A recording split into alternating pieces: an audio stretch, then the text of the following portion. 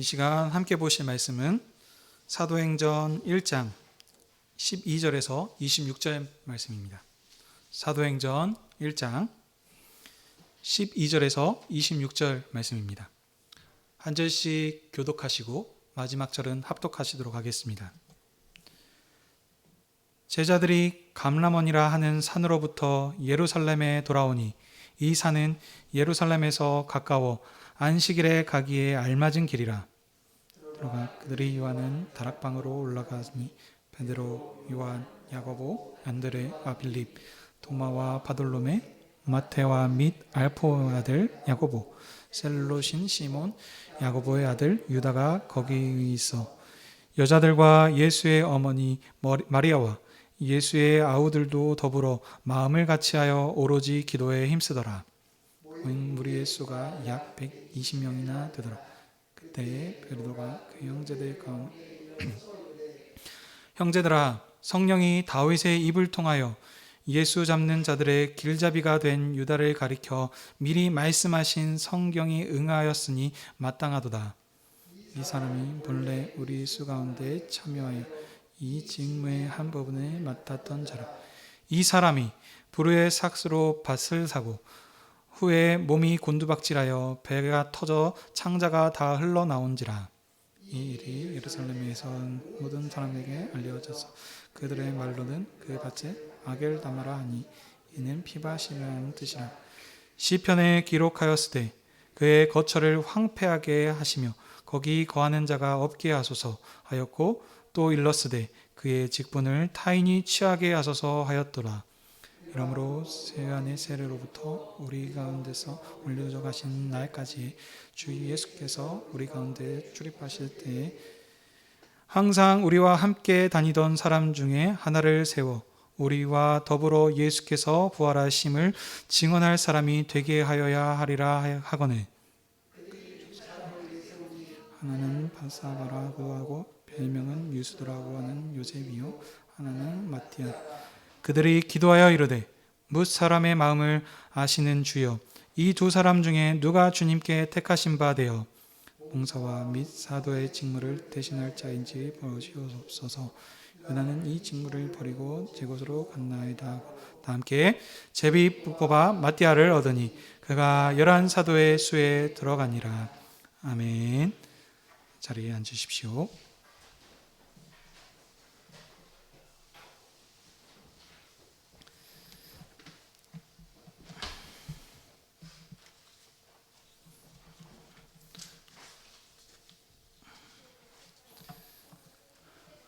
기도하겠습니다.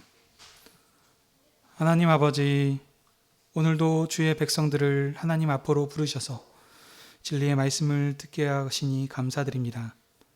사도행전의 말씀을 통하여 주님의 언약의 신실하심을 확실한 증거들로 우리의 믿음을 굳게 하여 주시옵소서. 선포되는 말씀을 통하여 주님을 향한 우리의 믿음과 소명을 일깨워 주시사 주님 오시도록까지 증인의 직무를 감당하는 신실한 증인들이 다 되게 해 주시옵소서. 예수님의 이름으로 기도하옵나이다. 아멘.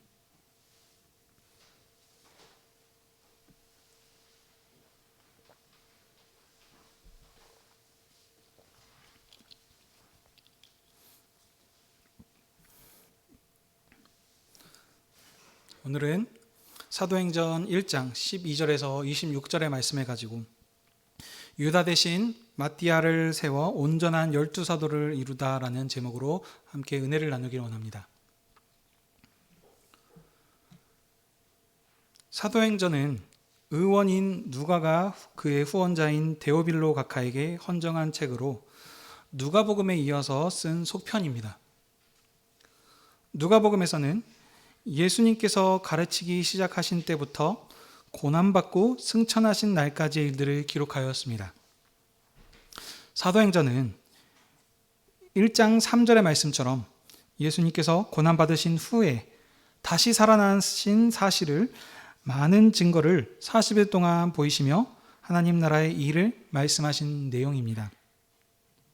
여기서 하나님 나라의 일은 이스라엘과 세상은 하나님께서 보내신 아들 예수님을 부인하고 죽였지만 하나님께서 예수님을 죽은 자 가운데서 살리셔서 하늘 보좌의 영광을 주셨고 끝날에 만민을 심판하실 것임을 말하는 내용입니다. 그리고 사도행전 끝은 하나님 나라가 전파되어서 주 예수 그리스도에 관한 모든 것이 담대하게 증거되었다라고 말하므로 하나님의 뜻대로 이루어졌음을 말합니다. 지난 시간에 이어서 설명할 텐데 지난 말씀을 좀 보시면 예수님에 대한 복음이 전파되기 위해서 예수님께서는 사도들에게 예루살렘에 모여 아버지께서 약속하신 것, 선물이라 그랬죠. 그것은 성령으로 세례받을 것임이라 이것을 말씀하셨습니다. 너희들이 성령으로 세례를 받으면 땅끝까지 내 증인이 될 것이라 말씀하시고 그리고 하늘로 승천하셨습니다. 하늘로 올라가셨다. 그 구름 사이로 올라가셨다 했는데 이것은 구약을 또 배경으로 했습니다. 구약 성전에서 성전을 보시면 성전 위에 영광의 구름인 쉐키나 구름이 있었습니다. 그래서 이와 같이 예수님께서는 영광의 구름 사이로 올라가셨습니다. 제자들은 예수님이 올라가신 것을 계속하니 멍하니 쳐다보고 있었습니다. 그러니까 두 천사들이 갈릴리 사람들아 말하면서 제자들하고 부른 게 아니죠. 약간 촌사람과 같이 말씀한 겁니다. 그래서 그들을 부르고 예수님께서 올라가신 그대로 다시 오실 것이다 라고 그들에게 이것을 예언합니다. 이런 흐름 가운데서 오늘 12절부터 이제 오늘 본문을 보시면요. 제자들이 아버지께서 약속하신 선물을 받기 위해서 예루살렘에 모여서 다락방에서 기도하고 있습니다. 그때 베드로가 유다의 후임자 선출을 건의하여서 사도를 세우는 보궐선거를 이렇게 한 내용입니다. 여기 후보로 요셉과 마띠아가 추천이 되었는데 최종적으로는 유다 대신에 마띠아를 뽑아서 12사도를 완성하였습니다. 오늘 본문의 강조점은 유다가 빠져서 11명인 사도를 선거를 통하여 결혼을 보강하여 복음 전파를 감당한 12사도를 복원함으로 하나님 나라의 토대를 이룬 것입니다. 이제 오늘 본문 말씀을 자세히 보겠습니다. 12절입니다. 제자들이 감람원이라 하는 산으로부터 예루살렘에 돌아오니 이 산은 예루살렘에서 가까워 안식일에 가기에 알맞은 길이라 이렇게 얘기를 합니다. 이 말씀의 정황상 제자들은 11절에 감람원이라는 산에서 연결이 되기 때문에 예수님의 하늘에 승천하심을 보고 예루살렘으로 돌아온 것을 알 수가 있습니다. 제자들은 유대인들이었죠. 그래서 그들은 율법을 따르고 있었습니다. 거기에 율법을 대표적으로 10계명인데 거기에서의 수많은 율법 규례들이 있습니다. 그게 이제 랍비의 전통이라고 하는데 그 랍비의 전통은 안식일에 움직일 수 있는 거리를 2000규빗으로 이것을 이제 단위로 요즘 단위로 환산하면 약 1.2km 정도로 정해 놓았습니다. 이런 사실에서 오늘 이제 12절을 보시면 그래서 예수님께서는 안식일에 하늘로 승천하셨고 감람원에서부터 예루살렘은 안식일에 움직일 수 있는 정도로 가까운 거리임을 알 수 있습니다. 13절입니다. 제자들은 예루살렘으로 돌아와서 그들이 유하는 다락방으로 올라갔습니다. 베드로부터 시작해서 야고보의 아들 유다까지 총 11명의 제자의 이름을 일일이 언급하면서 그들 모두 11명이 함께 있었음을 강조합니다. 그리고 제자들과 함께 예수님의 어머니 마리아와 여자들 그리고 예수님의 아들 아우들과 더불어 마음을 같이하여서 기도에 힘썼다라고 합니다. 자, 그들이 기도를 했는데 왜 기도를 했을까요? 바로 앞에서 예수님께서 말씀하신 대로 아버지께서 약속하신 선물을 받기 위해서입니다. 거기에 함께 모였던 무리의 수가 약 120명이나 되었습니다. 그때 베드로가 일어나서 발언을 하는데요. 16절부터 22절까지의 내용입니다. 거기에서 발언한 이유와 목적에 대해서 말씀을 하는데 간단하게 설명을 드리자면 유다를 대신할 사도를 세우자 이 내용입니다. 베드로는 예수님을 잡은 자들의 길잡이가 된 유다가 비참히 죽임당한 것은 성령께서 예언하신 것이고 다윗의 입을 통하여 미리 예언하신 이 성경이 응하게 된 것이라 라고 말씀합니다. 여기서 베드로 사도가 인용한 성경 구절은 시편 69편에서 25절의 말씀입니다. 제가 읽어드리도록 하겠습니다. 그들의 거처가 황폐하게 하시며 그들의 장막에 사는 자가 없게 하소서. 자, 여기 시편 69편 한 절만 봐가지고는 잘 모르겠죠. 여기를 간략하게 좀 설명을 드리자면 여기 시편 69편은 다윗의 시입니다. 내용을 한마디로 정리하자면 다윗은 자기 자신은 아무런 잘못이 없는데 까닭없이 자신을 미워하고 죽이려고 하는 대적들을 심판하여 주시기를 하나님께 간구하는 내용입니다. 그러므로 예수님의 12제자 중에 한 명이었던 예수님을 판 가롯 유다와는 오늘 이 시편 69편 베드로가 인용한 이 구절과는 아무런 상관이 없어 보이는 부분입니다.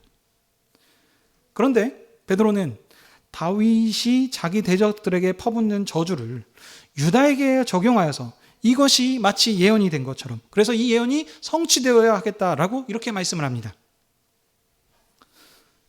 왜냐하면 성경은 언약 역사라고 했습니다.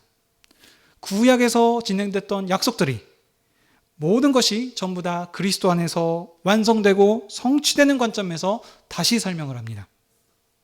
그러므로 시편 69편은 가룟 유다와는 직접적으로 상관은 없지만 예수님께서 오셔서 그 구약의 성취들이 완성된 관점에서는 이 가룟 유다는 마치 다윗을 대적했던 대적과 같이 예수님을 대적한 것과 같습니다. 다윗은 구약의 하나님 나라인 이스라엘을 다스리는 왕입니다. 그러므로 하나님의 대리왕인 이 다윗을 대적하는 것은 하나님을 대적하는 것과 같은 악한 일입니다. 그런데 하나님께서 세상 끝날에 종말의 왕으로 하나님의 아들을 보내셨습니다. 하지만 다윗을 대적했던 이 세상은 여전히 하나님의 아들을 하나님께서 보내신 이 아들을 대적합니다. 아들을 대적하는 것은 악의 절정에 도달한 것과 같습니다. 하나님께 대적들의 심판을 간구한 것처럼 예수님을 배신하고 대제사장들에게 돈을 받고 팔아서 그의 길잡이가 된 가룟 유다가 죽게 된 것은 다윗이 하나님께서 대적들의 심판을 간구한 것의 말씀에 성취된 것으로 이렇게 지금 인용하면서 말씀하고 있습니다. 그러므로 유다가 예수님을 판 돈으로 밭을 사고 몸이 곤두박질하여 배가 터져 죽은 것은 이것은 합당한 일이다. 이렇게 말씀합니다. 그리고 이어서 이제 20절 보시면요. 여기서도 또 시편을 인용을 하는데 여기는 시편 109편의 8절 말씀을 인용합니다. 이것도 제가 읽어드리겠습니다. 그의 연수를 짧게 하시며 그의 직분을 타인에게 빼앗게 하시며 이렇게 되었는데요. 이 시편 109편의 내용들은 의인은 사랑을 베풀었습니다. 그런데 이유 없이 악한 자들이 그 의인을 핍박하고 그래서 그 의인이 고난을 받습니다. 거짓말로 법정에 세우고 그를 죽이려고 합니다. 이런 상황 가운데서 이 악한 자들로부터 나를 구원해 주십시오. 그 악한 자들의 직분을 빼앗아서 다른 자들에게 맡기소서 하는 이 의인이 하나님 앞에 드리는 이 기도의 내용이 시편 109편의 내용입니다. 이것도 보시면 직접적으로 유다와 관련이 없습니다. 그러나 방금 말씀드렸던 것처럼 그리스도 안에서 성취된 관점에서 다시 해석하여서 이 예언이 이루어졌다라고 한다고 합니다. 그래서 유다의 직무를 대신할 사람을 뽑아야 되겠다. 이렇게 지금 말하면서 연결을 시켜서 오늘 지금 이 사도 보궐선거의 타당성, 해야 되는 이유와 목적들을 베드로 사도는 말씀하고 있습니다. 자, 그렇다면 어떤 사람을 사도로 뽑아야 할까요? 이 사도의 조건을 21절에서 22절에서 지금 말씀합니다. 이 부분을 함께 읽어보도록 하겠습니다. 시작. 이러함으로 유한의 세례로부터 우리 가운데서 올려져 가신 날까지 주 예수께서 우리 가운데 출입하실 때 항상 우리와 함께 다니던 사람 중에 하나를 세워 우리와 더불어 예수께서 부활하심을 증언할 사람이 되게 하여야 하리라 하거늘. 아멘. 사도의 조건은 요한의 세례 때부터 예수님이 승천한 날까지 항상 함께하던 자입니다. 즉 예수님의 초기 사역부터 마지막 사역까지 모든 일들을 직접 보고 목격하고 경험한 사람입니다. 이런 사람이 있는가라고 찾아보니까 바사바라고도 하고 별명은 유수도라고 하는 요셉과 그리고 마띠아, 이렇게 두 사람이 있었습니다. 이 두 명이 최종 후보입니다. 이 사람 중에 한 명을 뽑아야 되겠는데 하나님께 기도하면서 하나님의 뜻을 구하며 제비를 뽑습니다. 제비를 뽑는 것은 구약에서 하나님의 뜻을 묻는 방식 중에 하나로서 여러 번 나옵니다. 이런 흐름에 따라서 사도들이 하나님 앞에 기도하였고 제비를 뽑아서 최종적으로 마띠아를 사도로 세웠습니다. 마띠아가 11사도의 수에 들어가서 12사도가 완성이 되었습니다. 25절 보시면 봉사와 사도의 직무를 대신할 자라고 했는데 이것은 사도의 직무가 두 개가 있다는 뜻이 아니고 사도직의 봉사를 의미합니다. 그래서 12사도를 세워서 사도의 직무를 봉사하게 했다라는 것이 오늘 말씀의 결론입니다. 오늘 본문은 유다를 대신하여 사도를 뽑는 보궐선거입니다. 오늘 연결된 내용이죠. 지난 시간에도 보시면 그 앞에 예수님의 승천하신 내용을 말씀하는데 짧게 언급하였습니다. 근데 오늘 사도 보궐선거의 내용들은 보면 길게 서술하고 있습니다. 이는 사도 보궐선거가 강조점이며 중요하다는 뜻입니다. 그럼 왜 중요한 것일까요? 이 본문을 통해서 우리에게 말씀하고자 하는 것은 예를 들면 지금 사도들과 여러 제자들이 모여서 기도를 했습니다. 그래서 직분자를 세우기 위해서는 기도해야 된다라고 이런 것을 말하는 것일까요? 또는 세웠을 때 제비를 뽑아서 사람을 이렇게 하나님께 맡기고 해야 된다, 이런 것들을 지금 강조하려고 하는 것일까요? 강조점은 문맥을 보시면 됩니다. 사도 보궐선거가 이루어진 시점을 보십시오. 언제 이루어졌습니까? 바로 2장에 성령이 임하시기 직전입니다. 오늘 본문에서 사도를 뽑은 뒤에서, 그래서 12사도가 복원된 후에 2장에 성령님이 임하십니다. 그래서 여기 보시면 숫자 12이 계속 강조가 됐는데요. 숫자 12는 완성수입니다. 성경에서 아주 중요한 의미가 있습니다. 숫자 12는 하나님 나라의 기초와 토대를 이루는 수입니다. 기초가 없이는 안 됩니다. 구약에서 야곱의 아들들이 몇 명이냐면 12명입니다. 쭉쭉쭉 낳고 있다가 마지막에 야곱의 아내 라헬이 막내인 베냐민을 낳습니다. 근데 그 베냐민을 낳고 죽게 됐기 때문에 라헬은 죽기 전에 슬픔의 아들이라 라는 뜻으로 이름을 베노니라고 합니다. 그러나 슬픔이 아닙니다. 야곱은 베논이라고 하지 않고 오른손의 아들이라 라는 뜻으로 베냐민으로 이름을 바꾸었습니다. 오른손은 모든 권능이 행해지는 아주 중요한 위치를, 그러니까 대표하는 뜻인 것이죠. 이와 같이 베냐민이 없이 이스라엘은 완성되지 않습니다. 그런 의미로 마지막 베냐민이 중요합니다. 어머니가 없이는 자녀가 당연히 낳을 수가 없죠. 태동될 수 없듯이 야곱의 12아들들이 없이는 하나님 나라의 토대와 기초가 될 수 없습니다. 12아들이 완성되었기 때문에 12아들의 이름으로 그들의 그 이름대로 12지파가 불려지게 됐습니다. 하나님 나라를 출생시키는 아주 중요한 위치입니다. 이처럼 하나님께서는 구약의 12족장을 통해서 하나님 나라인 이스라엘을 출생시키셨습니다. 그리고 이 세상 끝날에 아들로 말미암아 12사도를 세우셨습니다. 누가복음을 보시면요, 연결된 본문이기 때문에 예수님께서 12사도를 세우실 때 밤새 철야 기도를 하는 장면이 있습니다. 누가복음 6장 12절에서 16절 말씀입니다. 제가 읽어드리도록 하겠습니다. 이때 예수께서 기도하시러 산으로 가사 밤이 새도록 하나님께 기도하시고 밝음에 그 제자들을 부르사 그 중에서 12를 택하여 사도라 칭하셨으니 곧 베드로라고도 이름을 주신 시몬과 그의 동생 안드레와 야고보와 요한과 빌립과 바돌로메와 마테와 도마와 알페오의 아들 야고보와 셀롯이라는 시몬과 야고보의 아들 유다, 예수를 파는 자 될 가룟 유다라. 아멘.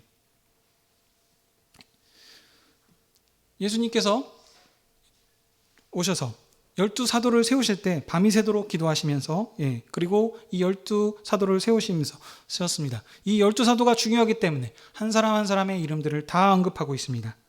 12사도를 통해서 새로운 이스라엘, 땅에 속한 나라가 아니고 하늘에 속한 신령한 하나님의 나라를 출현시키셨습니다. 산모와 같은 역할을 하는 것이 바로 오늘 이 12사도입니다. 12사도가 없이는 교회가 출현될 수 없습니다. 그러므로 이 12사도가 이 성경에서 위치하는 얼마나 중요한 것인지 우리가 봐야 합니다.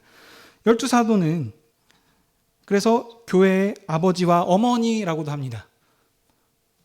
그만큼 12사도의 위치가 중요합니다. 이 12사도라고 하는 것은 절대로 무너지면 안 됩니다. 이 완전한 사도를 복원하신 후에 그리고 성령님을 임하셔서 그래서 그들을 능력 있게 하시고 그들을 강하게 세우셨습니다. 사도의 역할은 교회를 세우는 것입니다. 교회의 털을 닦는 것입니다. 그래서 이 12사도는 흔들리면 안 됩니다. 때문에 예수님께서는 성령을 부어주신다라고 하기 전에 이 보궐선거를 통해서 그들의 12사도를 회복한 후 성령으로 세례하시고 아주 견고하게 세우셨습니다. 그리스도라고 하는 이 터대 위에 이 사도들의 교회를 세우셨습니다. 사도들을 권능 있는 부활의 증인으로 세우셔서 부활하신 주님을 확실하게 증언케 하셨습니다. 그래서 이 사도들의 증언을 통해서 많은 사람들이 주님을 믿고 교회가 출현했습니다. 성령님께서 사도들에게 임하셔서 그 권능을 주셔서 그들을 굳게 하셨습니다.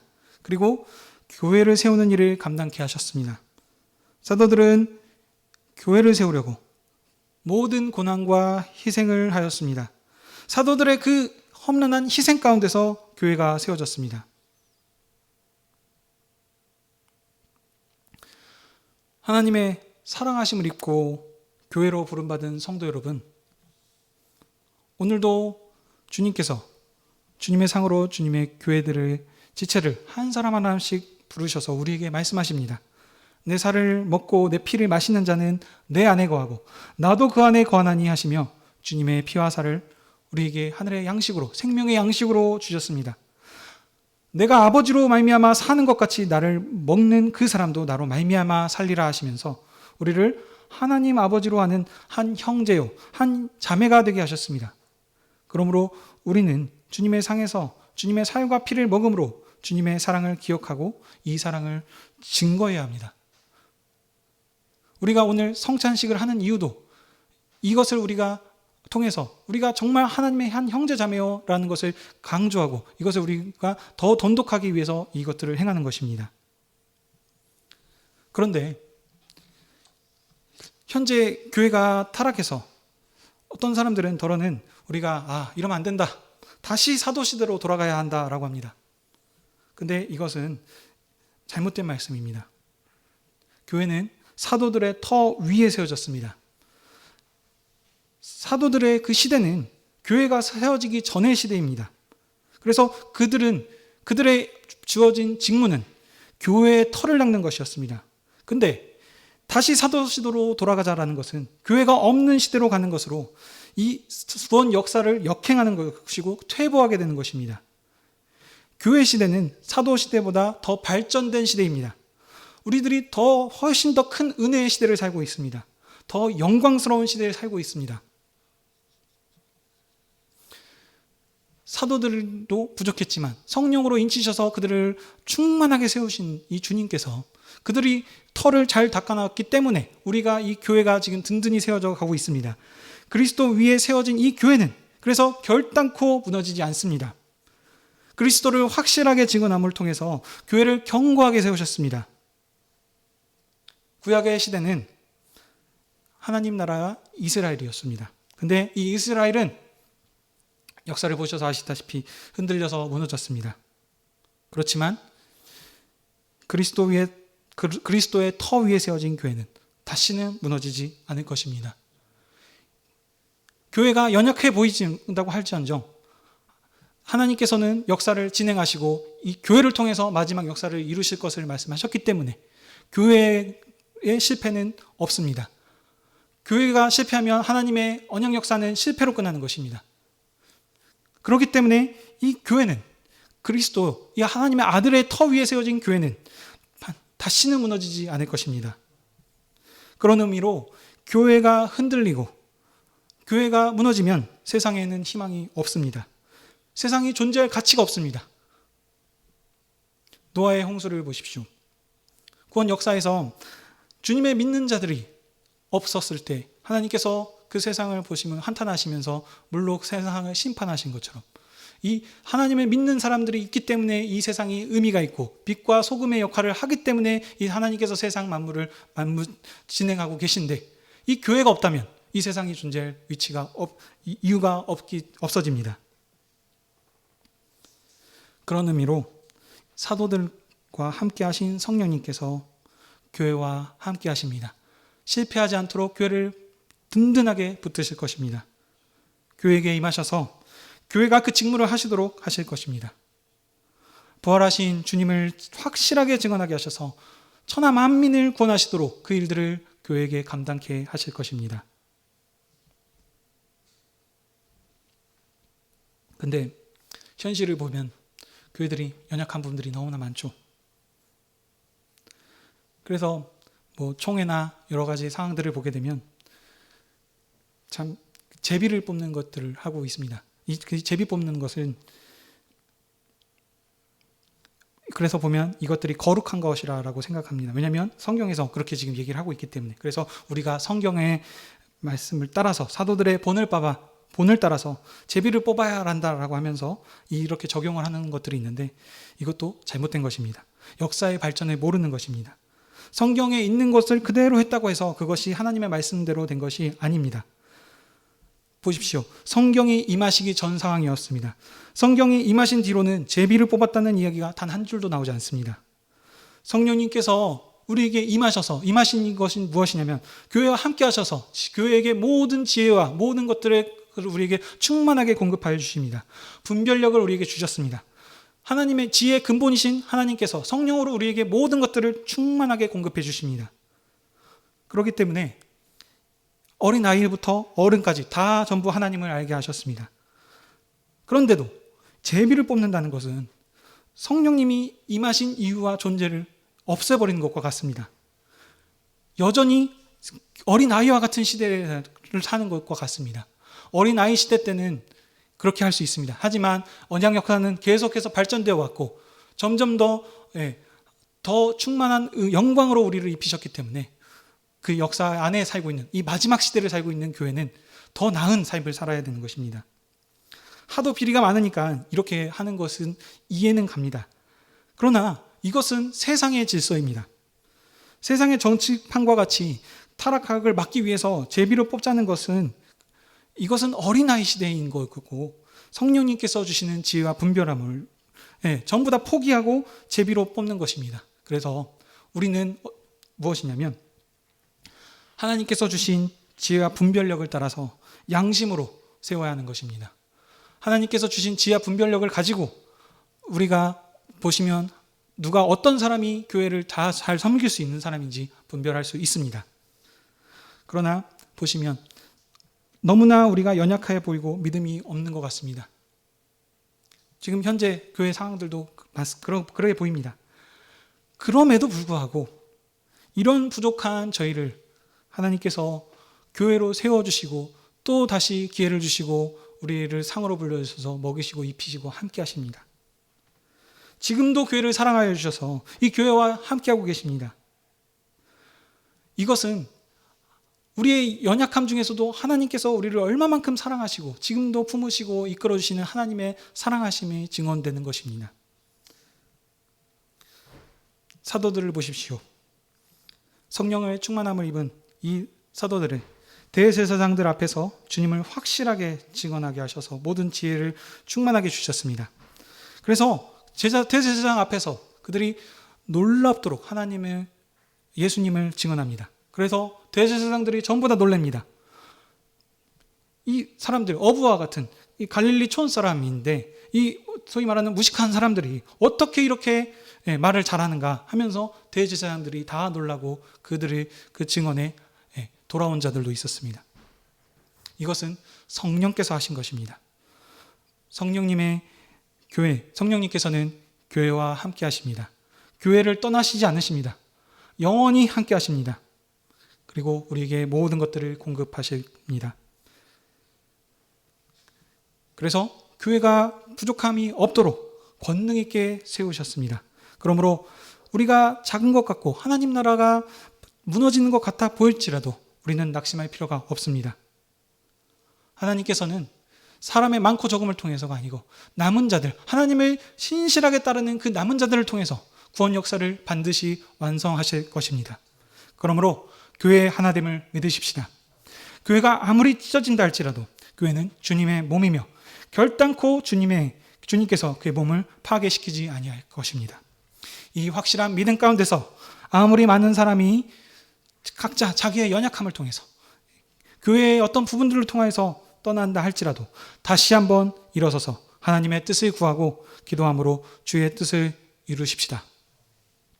왜냐하면 우리는 능력이 없지만 부활하신 주님께서는 천지와 만물의 주님이시며 천하 만민을 그 나라로 부르시는 권능 있는 하나님이시기 때문입니다.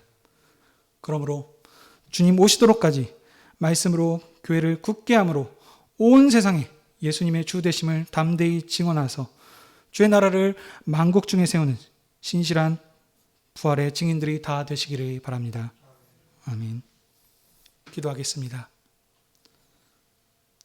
거룩하신 아버지 하나님, 오늘도 주님의 존귀한 백성들을 부르셔서 주님의 음성을 듣게 하시고 우리의 믿음을 새롭게 하시니 감사드립니다.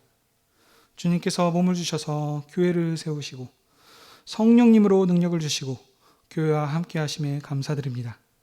부활하신 권세의 주님께서 우리와 함께 하시오니 세상이 어떠하든지 교회가 낙심하지 아니하고 주님의 약속을 믿음으로 주님 다시 오실 때까지 신실한 증인의 삶을 감당할 수 있게 하여 주시옵소서. 예수님의 이름으로 기도하옵나이다. 아멘.